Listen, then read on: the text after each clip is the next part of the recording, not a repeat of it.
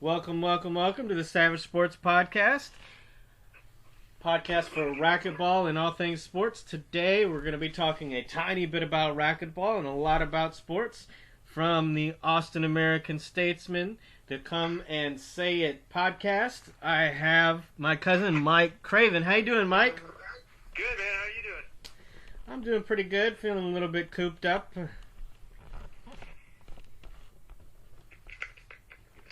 Feeling a little bit cooped up over here. How about you?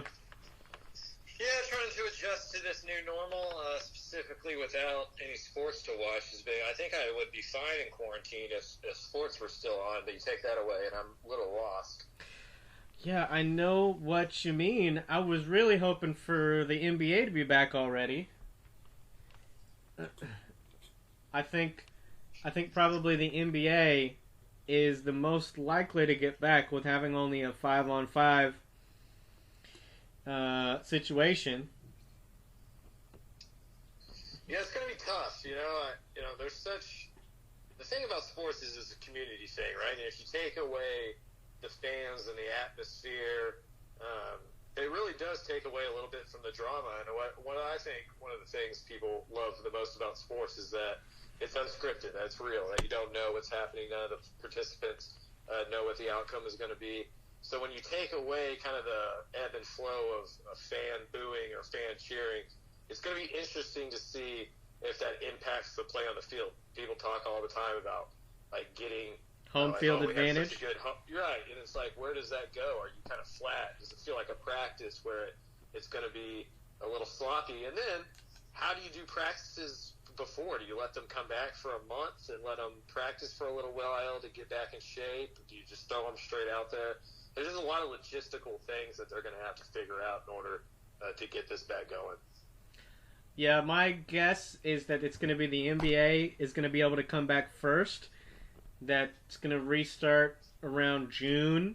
And yeah, it'll be probably something like they'll have a month in like mid-May, like 15 days to a month to play and practice together, and then they'll have just empty basketball courts where they're just playing 5-on-5 and there's like 20 guys in a gym.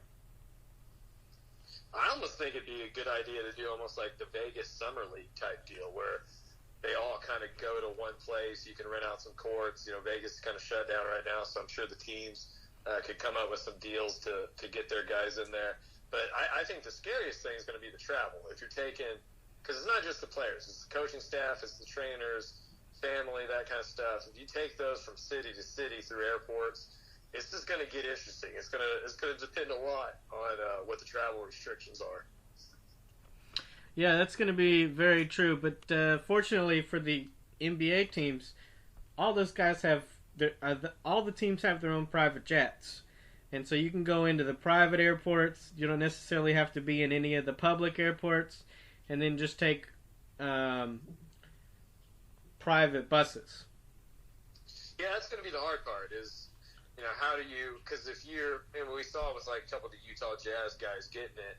If they flew into Dallas, for a game and they went out to eat somewhere, or they went by an HEB or a CVS, it's bringing in germs from outside places into areas that I think people are going to be really conscientious about. But like you said, they have to make money, and if there's a way for them to kind of fit at least the playoffs in, they're going to figure out a way to do it. And that's true with college football too. They're going to do everything that they can to get as much of the playing done as possible, because there's millions and billions of dollars riding on it that these adults need. Yeah, and especially with the professional athletes, we keep expenses to what we earn most of the time. Most Americans spend at the level they're earning at, or a little bit over. Since we do have credit cards, and it's no different with our athletes who are making these millions of dollars. Yeah, you're going to spend how much money you make. You're going to live the lifestyle. If tomorrow the Statesman gave me another $1 million, I wouldn't live or drive the same things. We all would improve our lives the way that our financial means would allow us to. Right. Yeah, and with that in mind, I think just like if you watch the Space Jam movie, the first one, where they had like Patrick Ewing in like the sanitation suit, Mhm. getting all like that. I'm pretty sure like every single pregame show is gonna be like every player getting like sanitized down. Yeah, I mean, they're going to have to, because these guys are worth millions of dollars. And as we've seen, this isn't just like getting sick. I mean, it is for some people, but there's been plenty of people in their 20s and 30s to die from this thing. There's no vaccine, there's no guarantee on what this is. So, Mike Gundy, the coach at Oklahoma State, kind of put out a tweet the other day that he got a lot of backlash on, and it was kind of about, oh, well, these young guys, if they just get sick, we'll be able to put them in quarantine and move on. And on the college side, you may be able to get some of those dudes to do that because what other choice do they have? But talking LeBron, who has a family and a business and everything else, talking him into going from one city to the next when nobody else in the world is supposed to be doing that is going to be, I think, a tough conversation for the owners to have with the players. Oh no, everything will have to be reopened up at least a little bit. But I was just reading on ESPN that most people will probably not be going back to live sporting events. There will not be as many people when it reopens up. Yeah, I mean, they're going to have to limit attendance. I mean, I think sporting events, concerts, things of that nature are going to be the last thing to really resume back to normal. And you can do things in a restaurant or at church and a lot of different places to clean things and sanitize them. But you get 80,000 people in a football stadium. There's no way that's going to happen come August. So they're going to have to figure out a way to either do it without fans, do it with a limited amount of fans, because most of their money's coming from television. So it's really just about getting it on the screen for people to take in is going to be the big issue. Right, and really the only people who are going to be really worrying about are we getting fans into the stadium is the guys who hold the lease on the stadiums. Yeah, I mean, it's going to, and it's, think of all the jobs that are lost. A lot of those vendors and stuff, people that work within the stadium, security even, that's a lot of jobs that people count on seasonally. I cover football for a living, so you go to these football stadiums and, you have the same security guard all the time, the same person who takes you up and down the elevator, same people who, get you food or get you set up, and those kind of people aren't going to be needed. Those people are going to lose their jobs, and so that to me is going to be the hardest part of this next coming full year.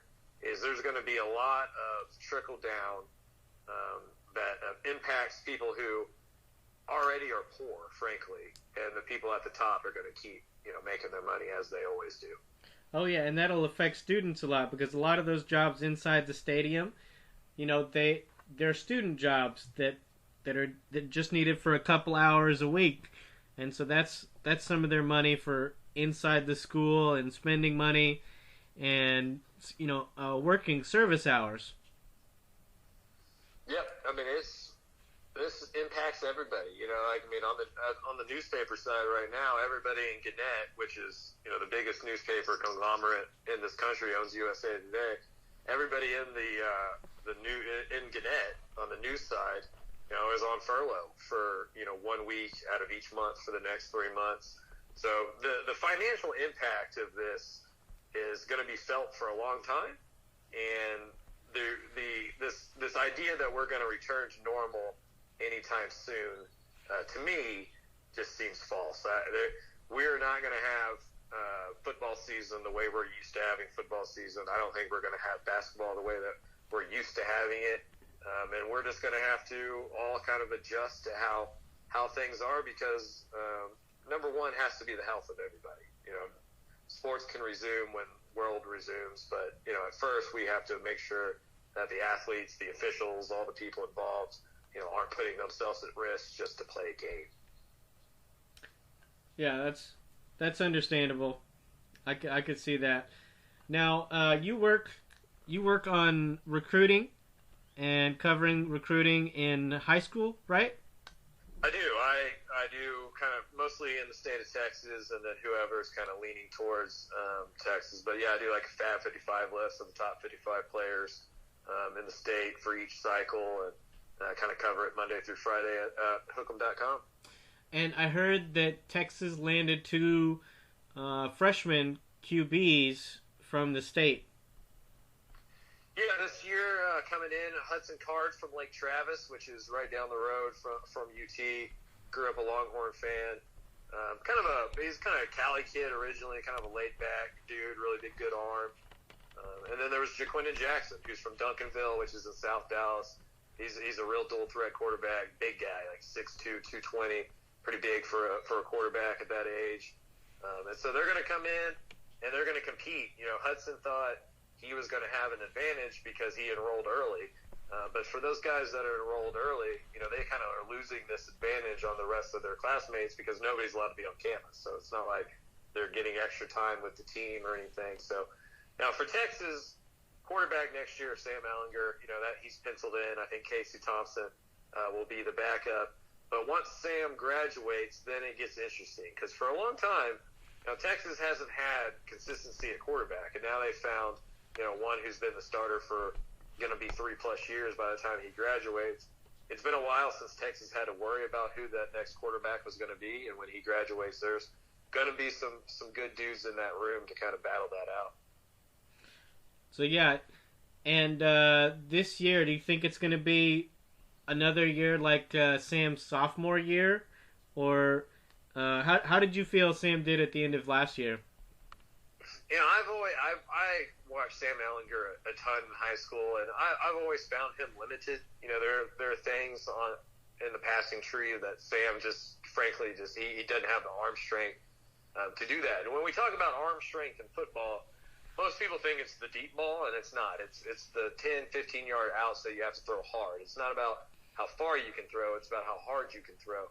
And there's just some things that he can't do, and that's up to Tom Herman and you know, the new offensive coordinator to figure out how to maximize his ability. And one of the things I think they didn't do a good job of last year was using him as a runner. I know that they're scared to get him hurt because if he gets hurt, they're not exactly sure what they're going to do.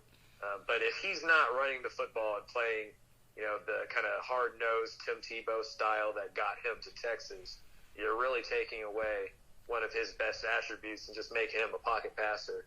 And he's just simply not an elite level pocket passer like a Trevor Lawrence or even a Justin Fields or you know, some of those guys you're going to see high up on the draft board. Sam's never going to be a first round draft pick, but he can be a really good college quarterback if used correctly. Right, so you got to figure out the good sweet spot to use him effectively. Yeah, I think they need to find a better balance of, yeah, we want to keep this guy safe and not get unnecessary hits. But in the big games, like we saw in Georgia, you know, in that Sugar Bowl a couple years ago, you know, they won that game because Sam was running the football inside the goal line. You know, he's their best short yardage back. He's 240, 250 pounds, so he's their power guy. Yeah, I think if I remember correctly, he was getting over 100 yards a game with 300 yards passing, average in his sophomore year. 100 yards rushing, 300 passing. Yeah, I just think they were so worried about him getting hurt last year that they probably played it safer than they should have. And frankly, I think they thought that they were going to beat a lot of the teams. It was going to be LSU, Oklahoma, but I don't think they thought they were going to have as much struggle with some of the other teams that they did. And they just simply weren't that good of a football team last year. Right. I think they might have played a little bit above their grade last year in terms of how good they were, but they kept everything really close, and so they won some of the games that I think they won two that they shouldn't have, and they lost two that they shouldn't have, and so it kind of evened out. And that's really been the biggest problem with Texas football over the last 10 or 15 years is just consistency. You know, when Mack Brown really had it going in Texas, you knew that they were going to win 8, 9, 10 games just automatically. You could look at the schedule and go, okay, there's 8 wins. Let's see how they do against Oklahoma and maybe one of the 2 other teams. Seems like over this last, Charlie Strong, now Tom Herman era, almost every single game is one of those where you don't really know exactly what you're going to get from Texas. And they're going to have to figure that out. In order to be a good football team, you have to be consistent. And so far, under Tom Herman, they've yet to find the ability to be consistent. I'd say I see a lot more improvement and a lot more stability, though, with Herman as compared to Strong. Yeah, I don't know if that's true. The records have been pretty much the same if you take away bowl games. And I'm not a big believer in caring about bowl games unless they're for, real championships. If you take away the bowl games and you take away opponents that, are in, the FCS, Tom Herman's pretty much a 500 coach at Texas, which is what Charlie Strong was. Tom Herman fired 5 assistant coaches after last season, including both of his coordinators. So, I'd make the argument Tom Herman gets a bigger pass because he's white compared to Charlie Strong, who's black.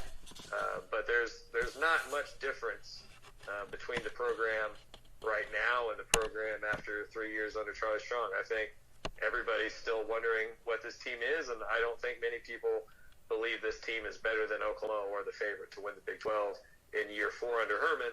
And frankly, he gets paid way too much not to be, up there with Oklahoma every year. Matt Rule at Baylor came in at the same exact time as Tom Herman, turned that program around from way, way worse situation, and got a job with the Carolina Panthers. It's clear that Tom Herman wasn't even the best coach, within the 60-mile radius. And he's going to have to improve in order to stick around in Texas because when it's fine. He's probably a good coach. You don't get to Texas if you're not a good coach. But if you're going to be the highest paid employee of the state of Texas, which he is, you have to win more than 8 games a year, or, get into a bowl game here and there in order to keep that job, in my opinion. Speaking of that, going to the basketball team, how did you feel about the UT basketball team this year? Yeah, I never thought it was going to be a good team. They were going to be what they were last year for the most part. They brought in a couple guys who were highly recruited high school dudes, but not anybody that was going to come in and just change the landscape of Texas basketball. I thought it was a good idea to keep Shaka. They owe him $10 million. The idea of paying him off and then getting another guy during this time right now, I don't think is realistic. You're not going to go get Tom Izzo. You're not going to go get Coach K or Roy Williams or any of those big name coaches.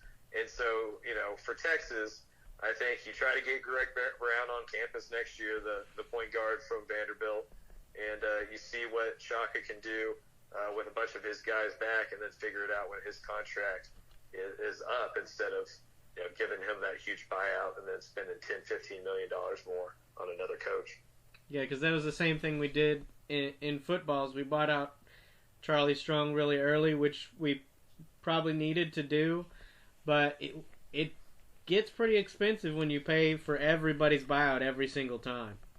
No, and you don't want to build that reputation as an athletic department because nowadays it's not like 1990 where Texas can just throw more money than everyone else can. Everybody else has money now too. There's donors at places like Texas Tech that can match whatever Texas is going to pay for Chris Beard, for example. And so they can't just go bully a guy out of a job like they used to do under DeLoss Dodds when the money market was completely shifted. It's harder for them just to walk in and get a coach these days. And people know Texas isn't a basketball school. People, you're not going to get somebody to come here, from another big-time job. You're going to have to find somebody like a Shaka Smart.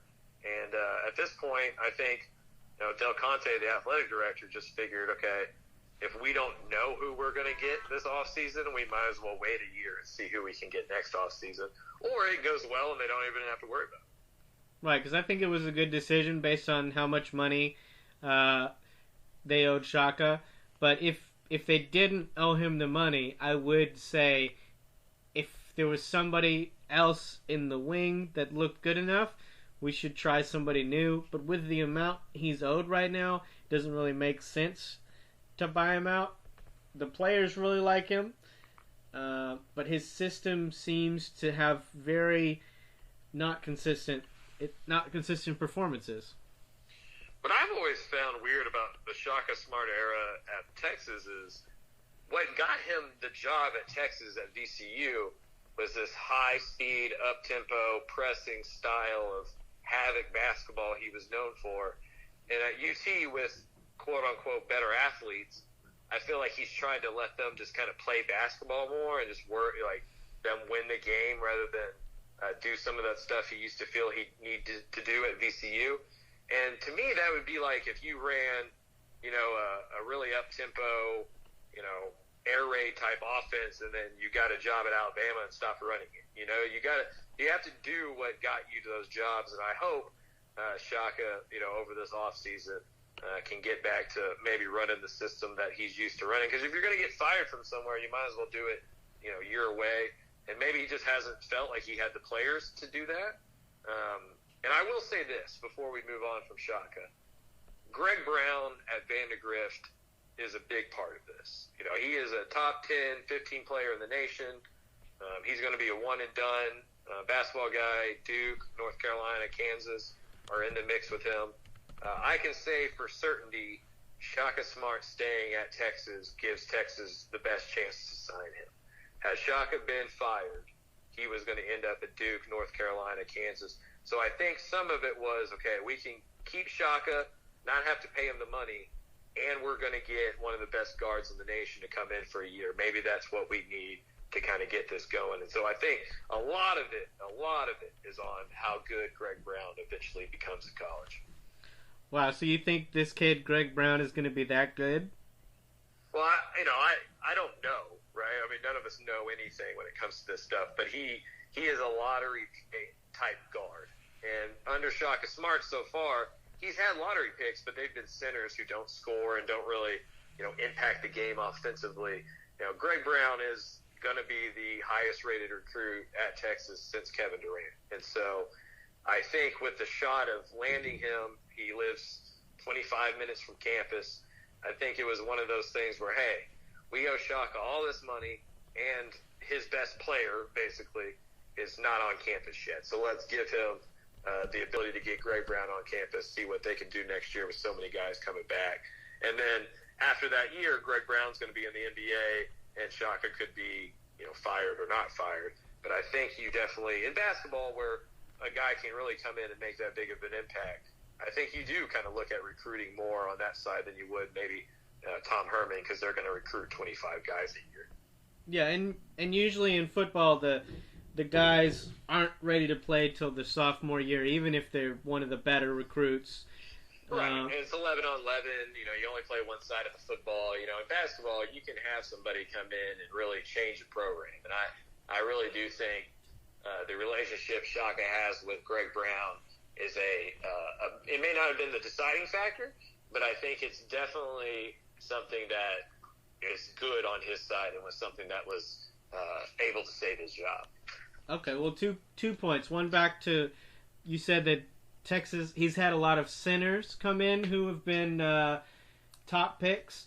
And centers, even when they're going to be top picks, historically take 2 to 3 years to develop into full players. I'd say outside of Zion Williamson, who got out of Duke in a year, one and done.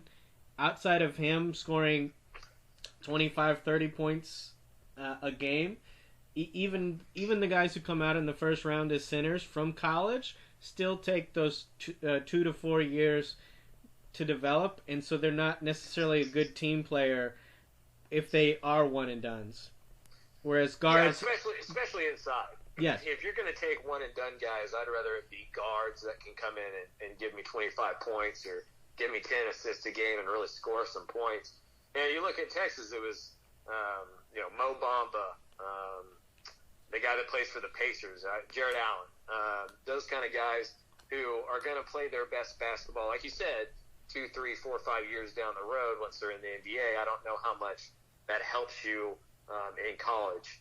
He needs to do a better job. And I think this has been the biggest issue with Texas basketball over the last 3 or 4 years is they just don't have guards that can create and score. You know, Matt Campbell's okay. You know, Ramey's, you know, a little streaky. And so they haven't had guys where it can be like, okay, here's the ball, nothing's working, go get us a bucket. And I think they that they want Greg Brown to be that. They plan for him to do that. Maybe that's the thing that Texas has been missing under Shaka Smart. Yeah, because I remember getting to watch Buddy Hield from Oklahoma when he was over there, and he could just get off the jump shot and was scoring 30, 33, 35 a night.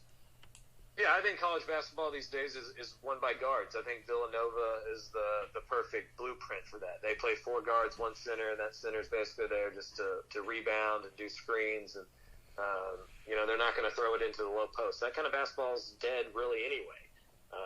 To do it with an 18-year-old, you're just not going to have the consistency from a 7-footer on offense because, you know, they're just still growing. They're still figuring out their body. They're not as athletic as the 6'4", 6'5" guard is that is a shooter. I'll ask you that. I can't think of even who the best shooter is in the Shaka Smart era. They haven't really had a knockdown shooter where when that ball left his hand, it was like, okay, you know, he's going to score 25 today. You know, Andrew Jones can do that every now and then, but then there's some games where he goes 3 for 12. And so they have really struggled to find guys who can consistently score, and it's just hard to win college basketball games 60 to 50 every time. No, I think you're right. I think the highest score was 16.5 points a game, and that's just not enough for the number one. You can't have 3 guys who are all number one. Yeah, eventually when, you know, there's under 4 minutes on the clock and it's a close game, you need to have somebody who can go get you a bucket or draw double teams to get somebody wide open. And right now, Texas just doesn't have that, and I can't remember the last time that they did, you know, unless we go back to the Rick Barnes era. And we haven't had a center stay long enough to become such a presence that it created the guards so much extra time. Yeah, and it's just, you know, it's so hard to teach that kind of size that I understand why these guys want to go to the NBA. I mean, why pass up millions of dollars to play college basketball when you can develop while you're, you know, rich? So, and I get why NBA teams want to invest in that. You know, you see somebody like Mo Bamba, maybe he's not a finished product, maybe he never even becomes a finished product, but the upside of a 7-footer who can move like that, you know, there's just no reason for him to be in college and risk injury when he can go get paid.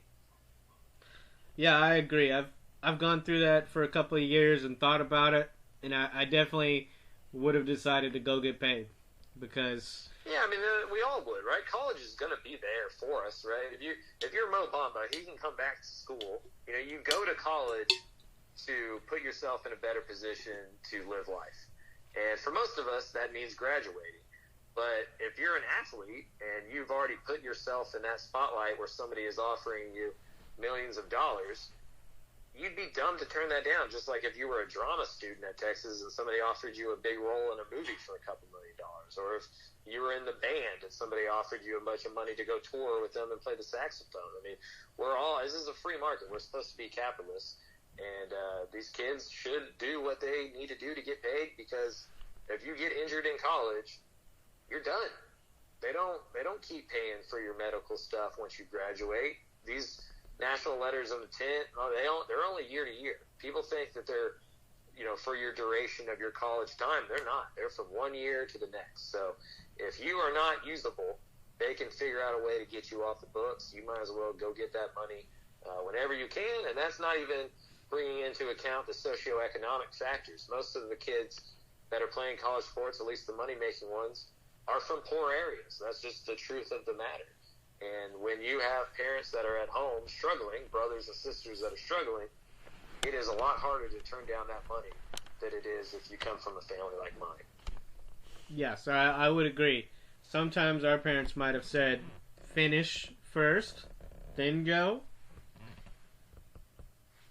But they have that ability, right? Like, yeah, they're fine. Like, my parents don't need money from me.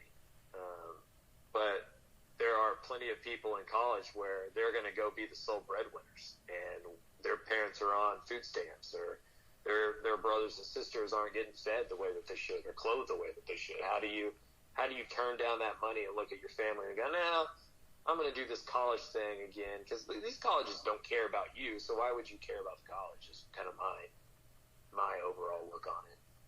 Yeah, and so you're saying that the scholarships are actually year to year for most players? No, for every player. There's no such thing as a 4-year guaranteed scholarship. It is a 1-year contract, and it is much easier to break on their side than it is for the players, right? Like if a player wants to break that and go transfer, he has to sit out of the year. But if a team just wants to not renew a scholarship, they can do that without any problem at all. And they do that under the scenes all the time. When you see, all these names enter the transfer portal and people go, oh, man, look at these quitters leaving. A lot of them are being told that, hey, if you come back next year, I don't think we have a spot for you because we just recruited a couple of guys that, we think are going to be better. It's a cutthroat business, and you should take care of yourself as much as possible, but that's what the adults are going to be doing in this situation. If Tom Herman has left his job at Houston, he left his job in Ohio State previous to that. All these coaches are out for themselves and have no problem recruiting kids to a school and then completely abandoning those kids. So if you're those kids, why would you have an issue abandoning the adults that are just using you to be good anyway? They don't. It's not as much school pride and all that kind of stuff within athletes and coaches as there are with fans, because they're getting paid to be there. Right. Everybody likes you, but it's essentially a business. And you're still just a college student, right? Like I was in college at the same time as the Vince Young era players, and if you weren't Vince Young, if you're one of I was pretty good friends with Selvin Young, the running back, and he doesn't look like this badass football player. He's only 6 foot, 200 pounds or whatever. He didn't get treated well until people knew who he was. He's still just a young black African American downtown in Austin. I mean, he didn't get any special treatment. There wasn't all these fans that cheer for him on Saturday weren't quick to help him out or whatever. He just looked like somebody they wouldn't hang out with if they could. If they were in an elevator with him, they'd handle their purse a little bit differently and stuff like that. So I think these players understand that it's not as much love as the fans think that there is on that side, because the fans only care if you're winning. Like if you're losing, they don't. They're not going to take care of you forever. It's just a Band-Aid on society, and that's what sports are. And these kids need to, in my opinion, do whatever they can do to go make money and have a life that was better than the one that they had before they got there. That's a very good point. So moving on to the NFL, I've been watching the Texans make some moves. Have you been seeing what Bill O'Brien's been doing over there?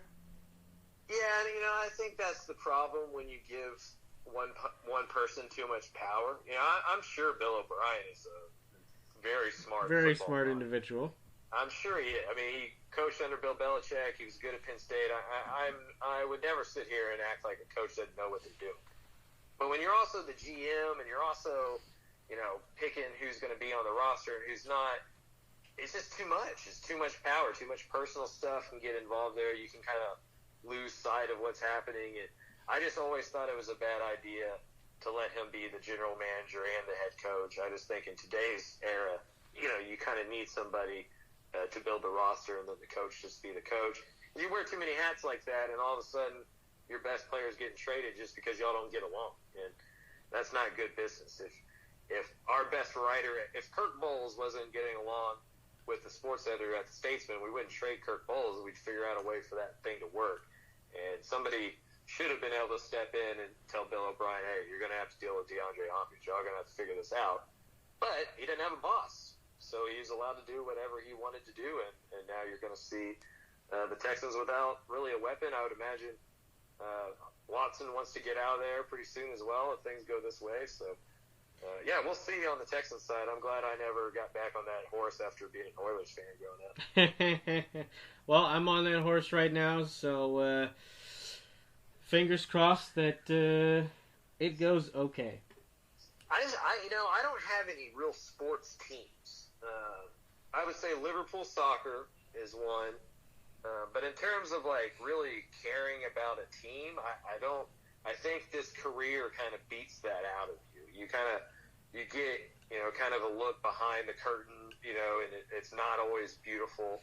And it definitely is one of those where it makes it harder and harder to just root for one team as much as just enjoying the sport. Well, that's good, but I know who to call now when I need some sports info that I didn't know about. Yeah, I mean, we all have to have some useless skills. That's true. And now, moving on to Tom Brady. How do you like his move to the Bucs?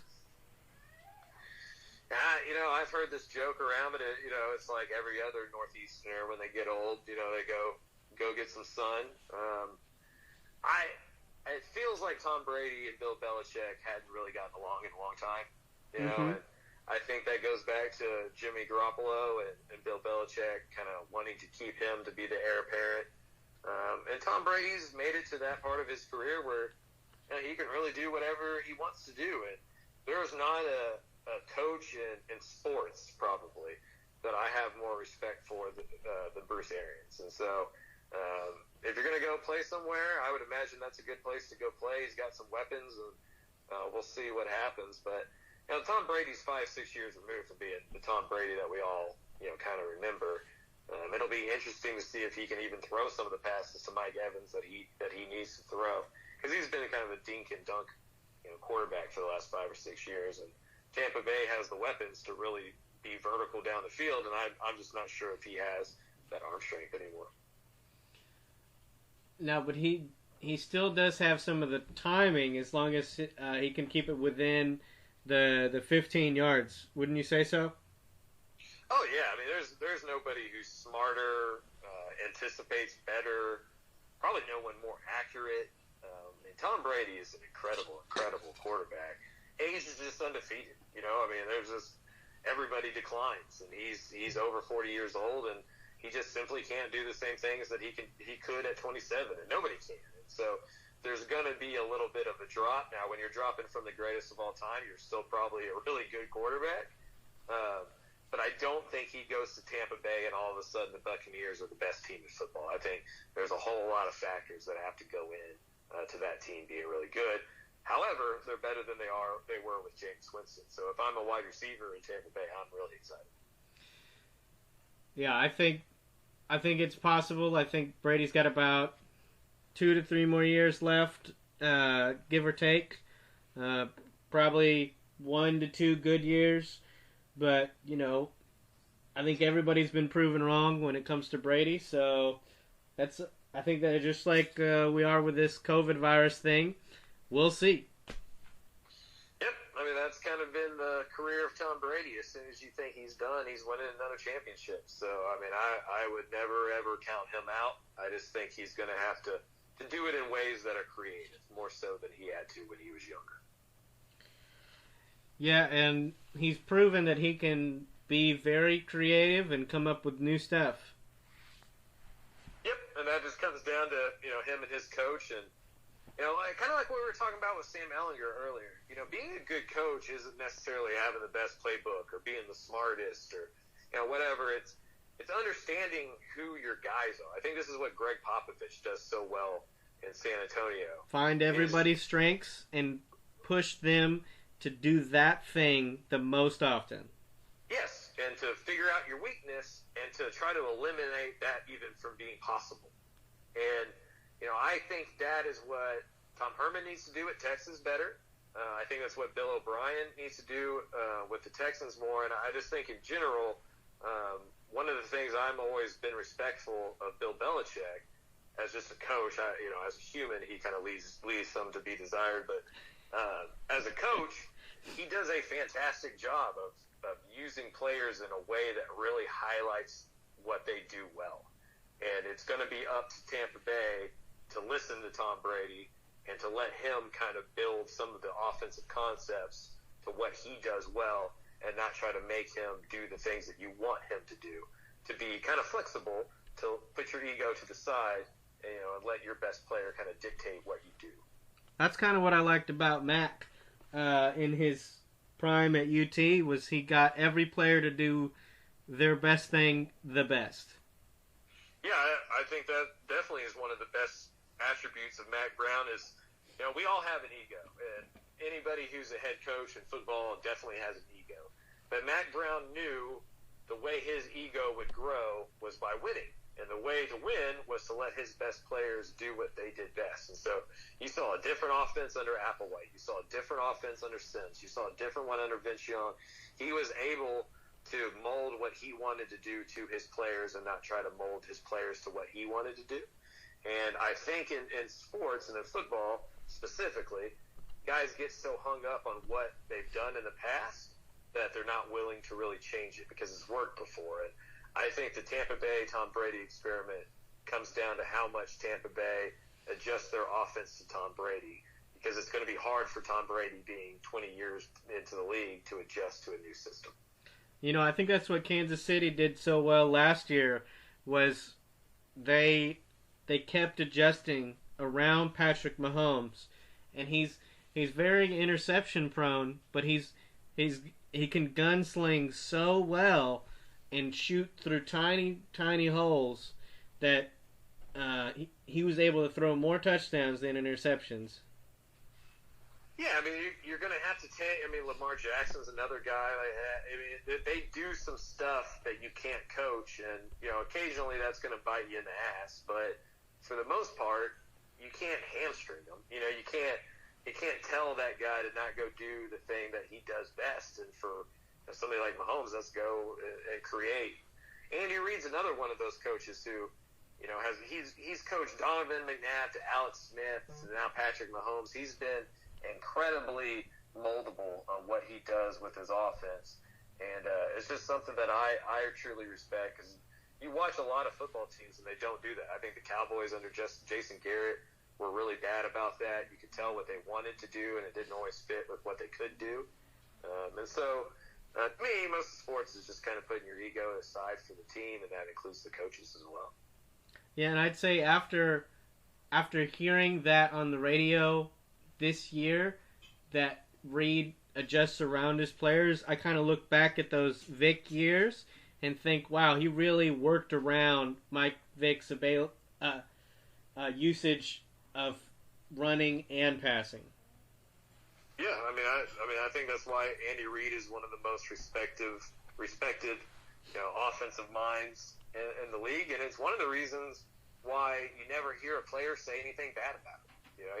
I don't know if I've ever heard anybody say anything bad about Andy Reid. And I think one of the reasons is he knows it's not all about him. He is the head coach, but he's not Patton. We try to make head coaches into generals when the players make more than the coaches in the NFL. So they're more valuable than the coaches.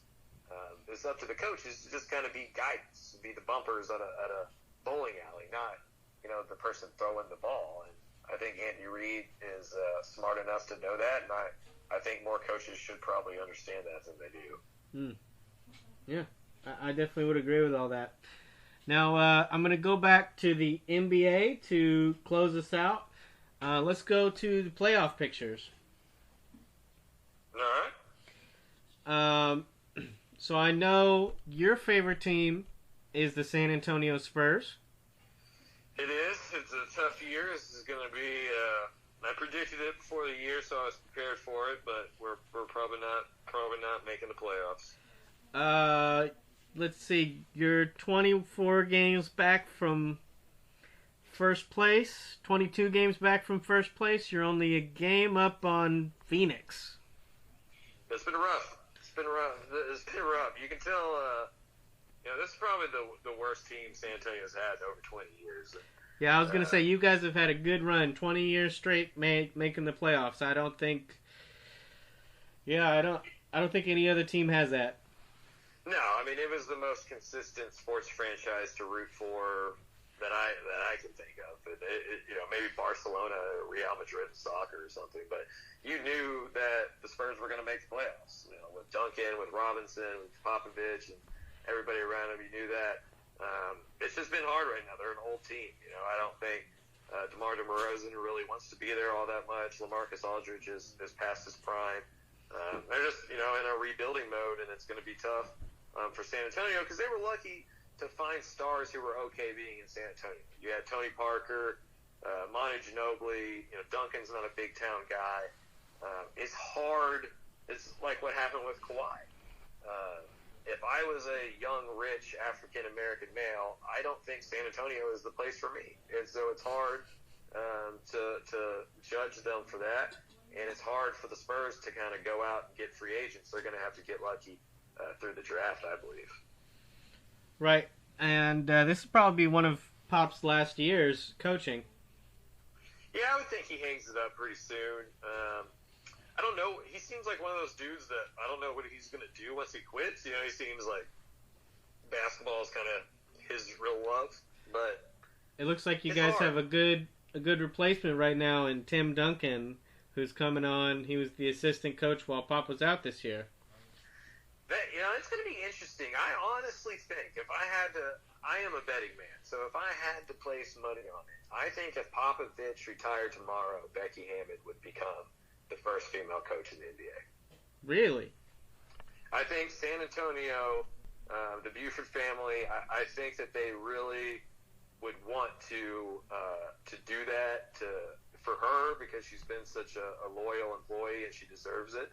But also, just to be the franchise that did that, broke down that door, I think that they really are kind of grooming her to become the first female coach. And if they're not that great of a team right now and you see Popovich not make the playoffs, it's maybe the best time because she won't come in with these crazy-ass expectations where people are like, oh, see, she can't coach or whatever, because if Popovich can't reach the playoffs with this group, nobody can. That's right, because if she came in and there was playoff expectations every year and she didn't make the playoffs in the first 2 years, then everybody would say, cut her. It's over. Yep. Yeah. Yep. It didn't work. It didn't work. Women don't work as coaches. Yeah, I mean, when a white coach fails, right, it's just another coach failing. It's about the coach and his personality. But, yeah, if female or, even black coaches have this stigma, when they fail, it tends to, be this huge blanket, statement on what they can and can't do. And, I think it would help her if, they had struggled for a year or two under Popovich, he leaves, and then the only direction is to go up. I don't know if Tim Duncan would be an 82-game head coach. I just don't know if he's built for that. I think he may try it at some point. I think that just may be a little bit too much for his personality. I think assistant coach may be where he likes to be the best. Okay. Yeah, he's kind of a looker. He's kind of a laid-back, just basketball nerd. I don't know if he wants to be the exact leader of men that it requires. Yeah, I saw him doing the press conference, and I thought that is exactly a copy of Greg Popovich right there. Yeah, they definitely share some personality traits. You can tell Tim, grew up around Popovich, and what's funny is both of those guys are really awesome when there's not cameras and stuff around. They just don't want to give too much. They know it's a role that they're playing, and they play that role that they're supposed to. But Greg Popovich, when I was in San Antonio, I covered the Spurs for 2 years for SB Nation. You could just go into his office during certain times. He'd break down basketball with you. He'd sit there with a green screen and play film, and he'd talk to you about different pick and rolls and what they were trying to do. And so, I mean, he's a really nice dude. He just doesn't really like a lot of the requirements that he has in front of the media. Oh, yeah, and I think that's probably for a lot of us. Most of us don't like talking into cameras. Some of us do, but, and even with certain... We definitely don't like talking to certain people, and with that job, you have to talk to almost everybody. Yeah, and especially after bad things. What other career is there that, as soon as the worst thing happens to you in that career, somebody's there with a microphone? When I have a bad day at work, nobody's there to, interview me about how shitty that day was, But, you're Greg Popovich, you go to the playoffs for 20-something straight years, then you start having, your first losing season, and everybody wants to know what's wrong, and it's just like, yeah, what do you mean what's wrong? It's just, we're not as good, it's not rocket science. Yeah. Speaking of rocket science, the Rockets are actually pretty good this year.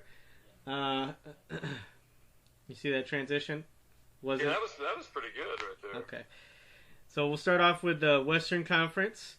So I was really impressed with New Orleans and Memphis this year. How good they've been doing. Yeah. And LA surprised me a little bit. The Lakers, that Really? they're first. I didn't expect them to be first this year. They're the best player in the world, man. Yeah, but I expected Davis to get hurt mid-season like normal. That is true. That is true. You know, they're aging. Anthony Davis has kind of been brittle. So that from what I've seen in the past 3 seasons with the Pelicans, Anthony Davis has been out 2.25 months per season, and that really hurts whatever team he's on. I wonder how much playing with the Pelicans and not feeling like they had much of a chance played a part in that. You know, it's a little easier to come back from an injury or, you know, maybe hurry back or play through some stuff when you're with the Lakers and you're in first place. You know, I wonder if maybe some of those injuries with the Pelicans he could have gotten through if, you know, the Pelicans were in playoff contention all that time. Well, I can't really say since I'm not in any of those training rooms, but I'm sure that had a little bit to do with it since they've always been around 9 and 10 in the Western Conference, and so that probably didn't hold a lot of interest coming back fast. Even if you come back, you're still not going to make the playoffs. Yeah, it's a risk-reward situation, and we're all human. We're all, you know, like, we know what's going on, and if you don't want to hurry back because you're just going to be playing some meaningless games, I mean, those contracts are guaranteed. I understand. Yeah, and especially his contract. His contract's going to be backed by a lot, but since he is one of the top-tier players. Yeah, when healthy, he may be the, you know, best center right now. I mean, he's incredible. What he can do for his size, I mean, when he's healthy, he's absolutely incredible. Yeah, I remember I got to see him at Kentucky, and I was like, this kid looks so ugly. He plays the best basketball. The unibrow, man. It's because he grew so late. You know, he played guard for most of his life, and then he grew in high school instead of just being that tall, gangly guy his whole life. He had kind of point guard skills growing up, and then just shot up late. And so I think that's what helped him behind the scenes. So yeah, now the Clippers I feel have been pretty inconsistent this year with their full lineup. It's been kind of weird. Have you been watching the Clippers very much? Yeah, for me, it just feels like they just don't have anywhere to go once, you know, their top tier guys are off the bench. You know, Patrick Beverley's a good player, but he's not going to get you a bunch of points. With them, it just seems like when Kawhi and Paul George are playing well, they're one of the best teams in the league. And hopefully for them, come playoff time, those guys can really lock it in and play a bunch of minutes. Because when you pay guys that much money, it's just hard to build the depth and bench around them. And I think that leads to inconsistency. And also, you know, you a lot of new moving parts, a lot of you know, new faces on that team. Kawhi is kind of becoming the leader with Paul George there. You know, there's a lot of things up in the air that I feel like they were hoping to balance out by the time playoffs got here. And with the COVID thing, it kind of just resets that. Yeah, and I think it'll give an advantage to some teams that have played together for a while. Is kind of what I think is going to happen, because this whole thing in the middle has to have messed up some of the newer, you know, pairings, you know, rhythm. I think. And yeah, I think the Clippers they're doing so many of the sitting out games where they're switching out both of the big guys that they don't really have the chemistry that I feel the other teams are having right now. And so I feel although their team is incredible on defense, incredible on offense, when they're on, they're a little bit inconsistent because their chemistry and their rhythm together just isn't there. Yeah, they just simply haven't played enough. I mean, you can practice all day long, but you need to play in game settings with your lineups. And I would imagine out of the top 3 or 4 teams in the league, their starting 5 has played the least amount of time together. And that's just one of those things that you're going to have to hire. I feel like they knew they were going to make the playoffs. So for them, not being the 1 seed or whatever, not that huge of a deal as long as come playoff time they were in the mode. Now, with everything being up in the air, we'll see how that goes and how quickly they can get that back if they're able to play. But yeah, Denver's a good team that's really gelling together, really playing together really well, and I think they're a real threat to almost every team in the West. I wouldn't want to play them. They're a team that offers some problems that most teams don't with, a big man who can shoot and pass.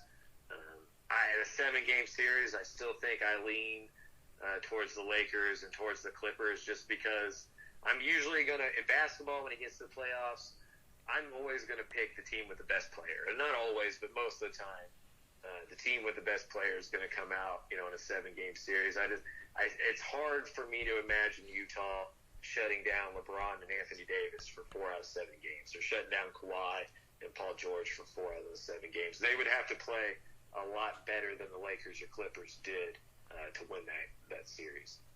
I think there's a pretty clear separation, like Lakers, Clippers, and then kind of everyone else. 3 through 6.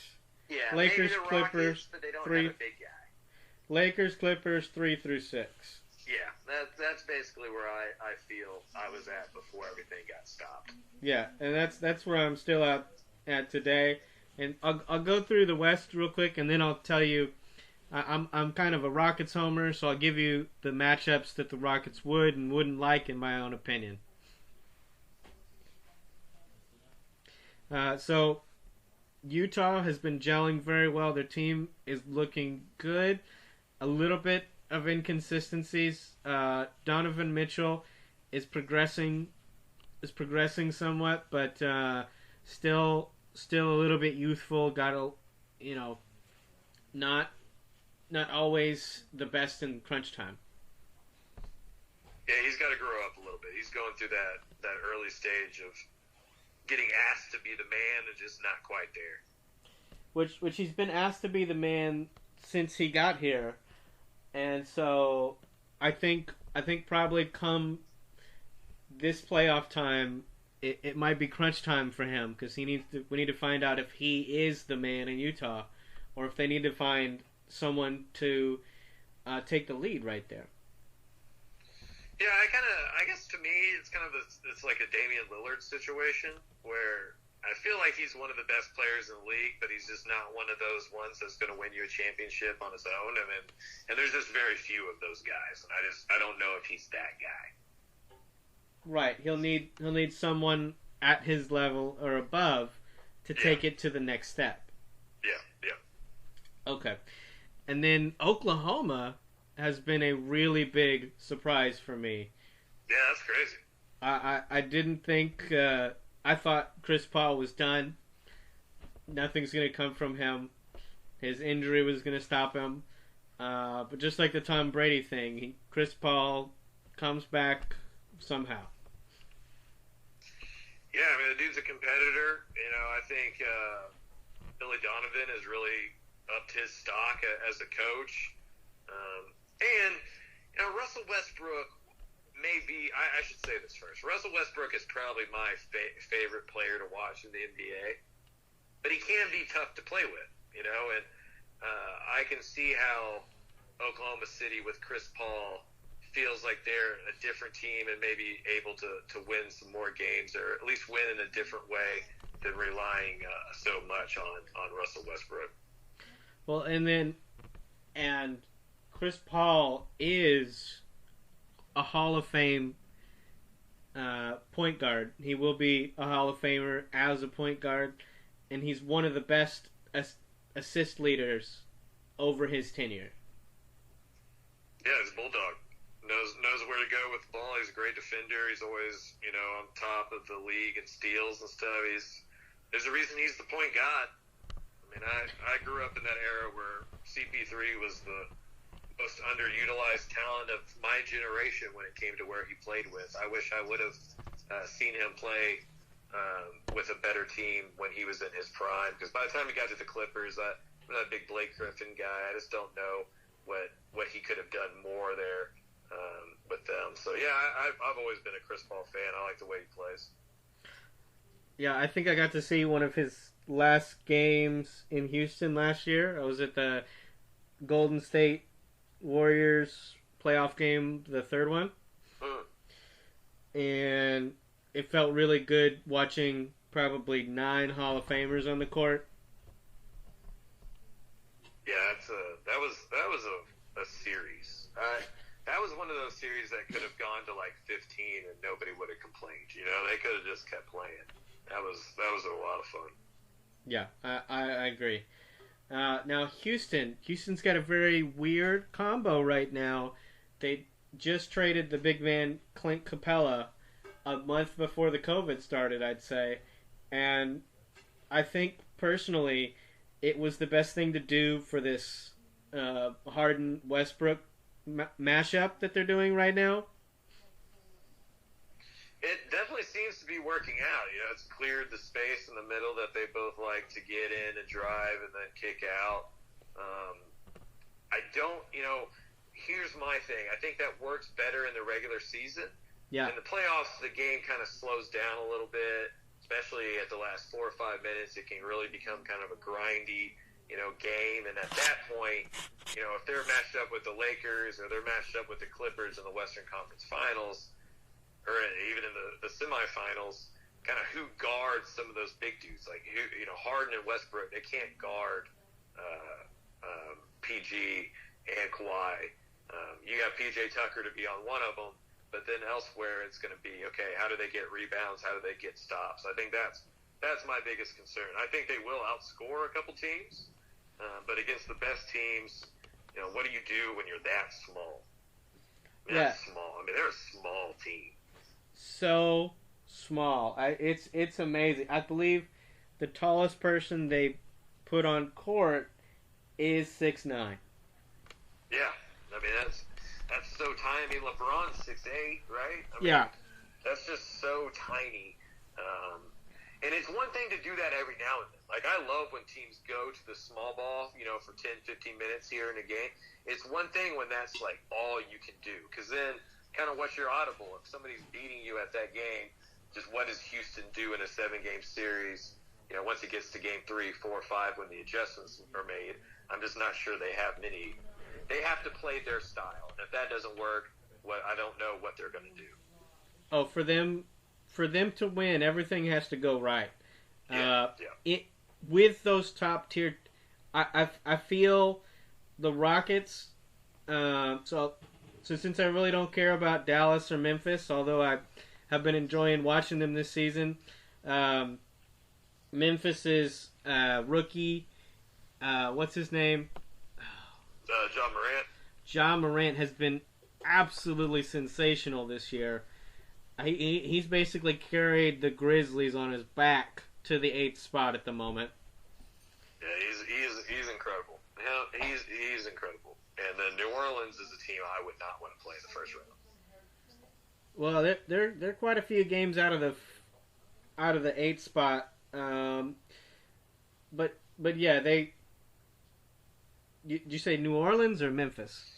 Yeah, I mean, I think I would rather play Memphis. I think New Orleans, if they were playing so well, kind of like that last little part, they had gotten pretty good here in the last month or two.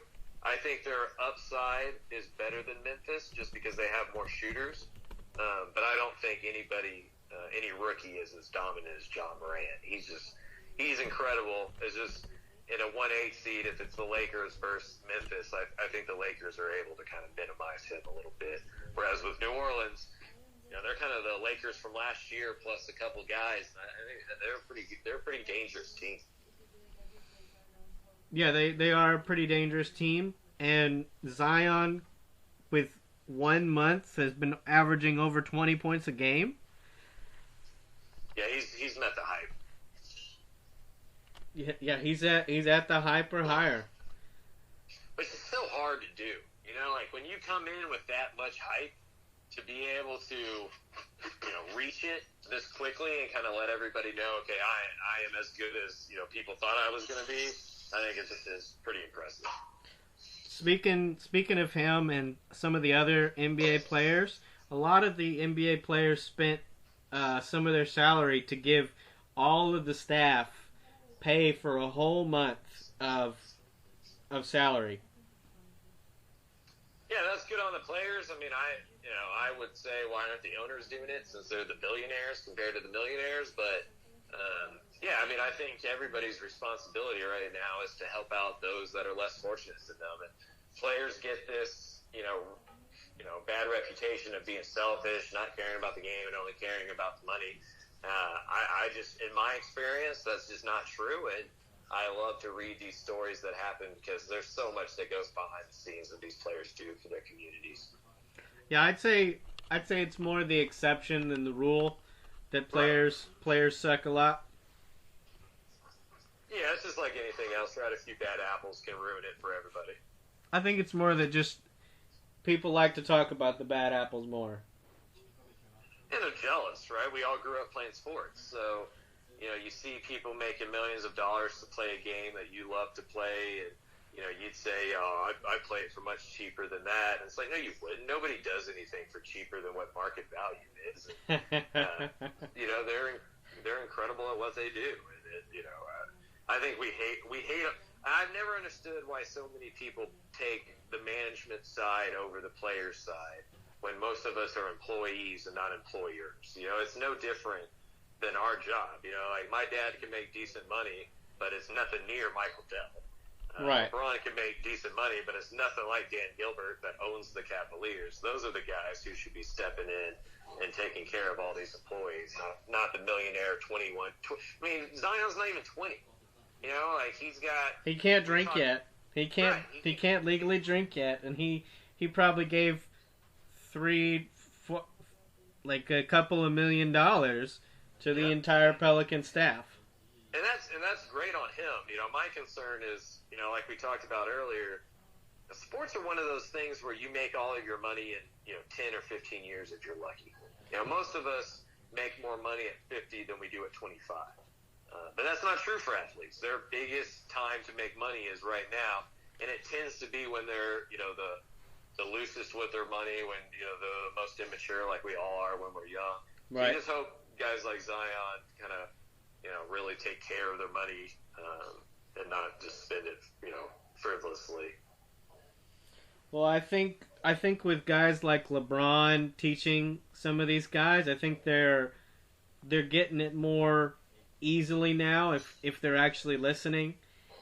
And some of these guys are major tycoon moguls, and so they're teaching a little bit. Yeah, I think guys like LeBron, even guys like Jay-Z who have created a real business out of, their platform, you can make money once your athletic days are over. It's just, having the right people around you and being mature enough to handle that when you're young. LeBron James is the second best basketball player I've ever seen in my life. I'm lucky enough to have been old enough to watch, a decent amount of Jordan's career.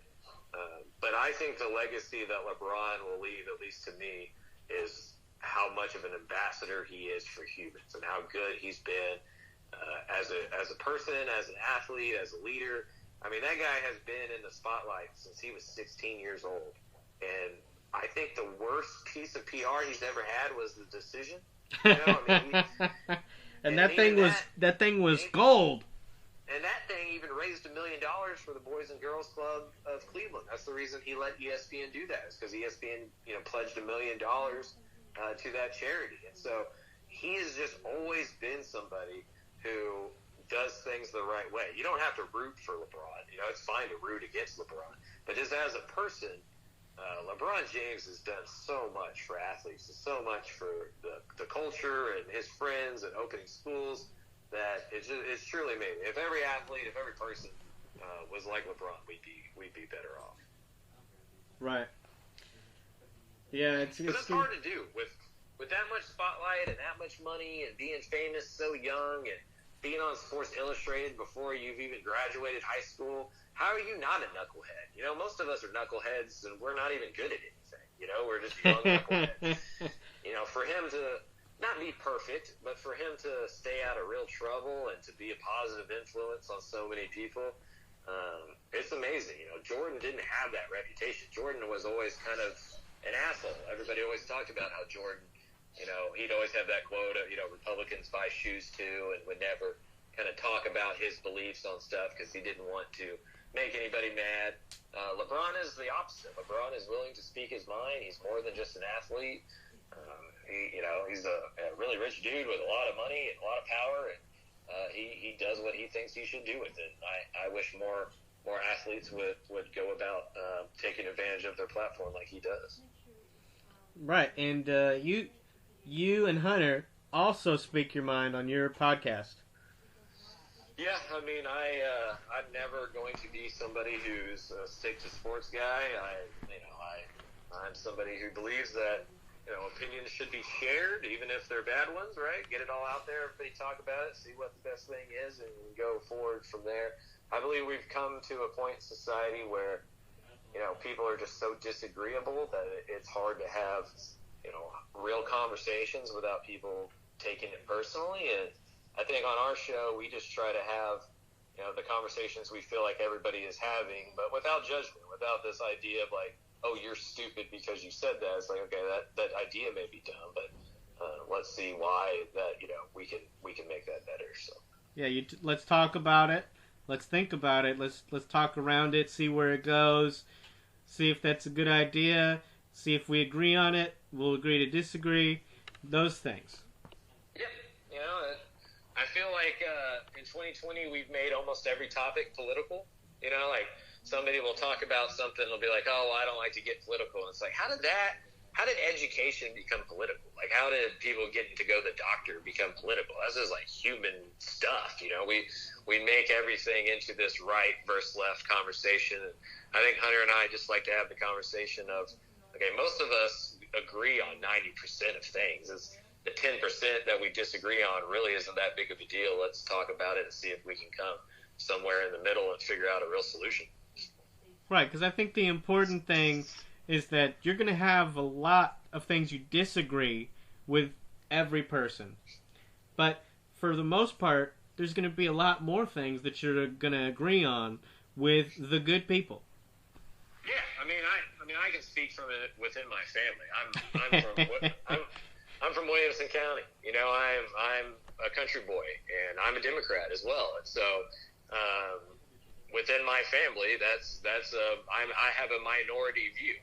But my grandfather, who grew up in Dripping Springs from 1940 on, who's a lifetime Republican, him and I have more in common than I have with even a lot of Democrats that grew up somewhere like not around the country. You know, and so these little bitty things like taxes and stuff that we argue about really shouldn't mask over all the things we agree on, which is, you know, family, loving your neighbor, all the things we're taught as a kid.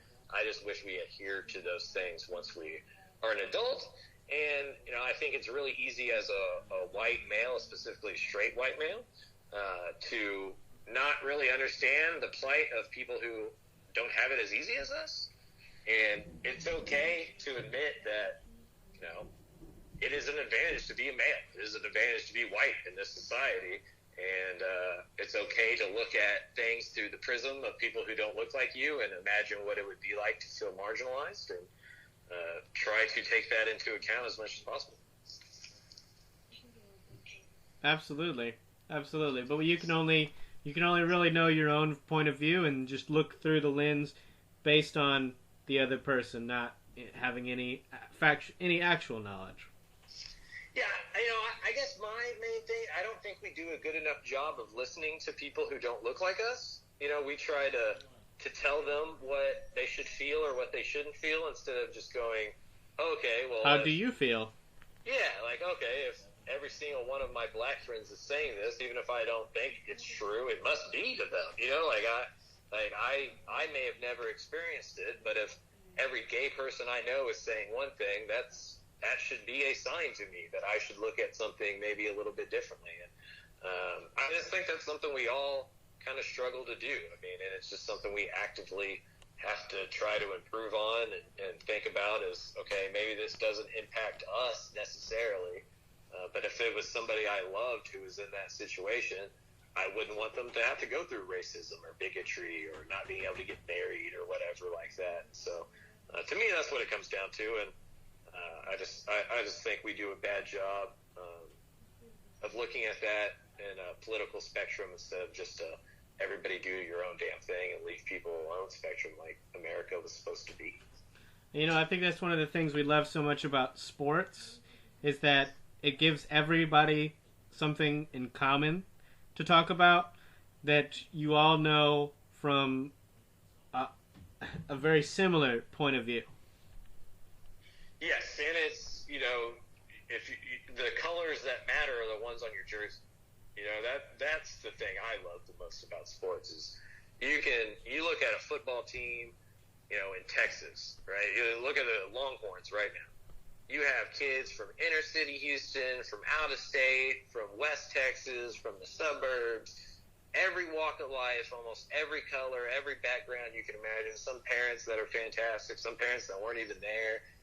And they all have the same goal, and they all have to work together and do the same things and live together and come together and maybe not all be best friends, but get along for a common goal. To me, that is the most incredible thing about sports is that it takes away all of the barriers we try to put up in society, and it doesn't matter. It doesn't matter. You're there to just win a game and play it. And, you know, doesn't matter where you come from or what you look like or anything. If you can help the team win, come play. And that's my favorite thing about it. Yeah, for sure. For sure. And, you know, I think we could probably stop right there. That was the best way to end it. All right, nice. Okay. So, everybody, thank you for listening. And I'll see you again next week on the Savage Sports Podcast.